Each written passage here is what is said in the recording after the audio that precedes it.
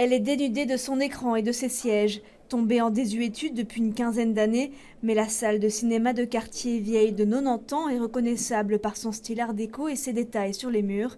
Sa rénovation respectera sa conception d'origine tout en modernisant son insonorisation.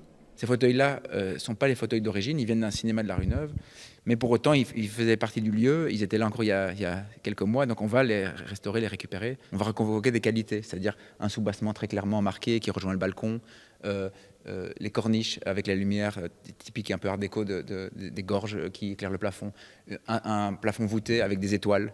Là on voit plus d'étoiles, mais il y avait toute une série d'étoiles historiquement. Les 188 spectateurs pourront profiter d'une projection numérique, mais aussi à la pellicule pour les films anciens.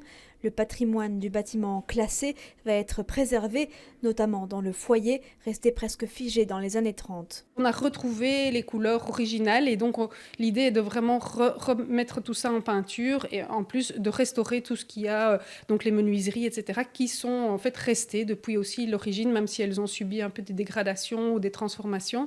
Et donc c'est vraiment plus que l'esprit, c'est vraiment revenir dans la situation d'origine.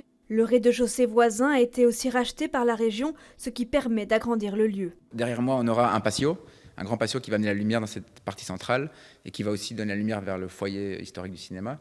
Puis on aura 3 travées d'espace d'atelier avec une mezzanine.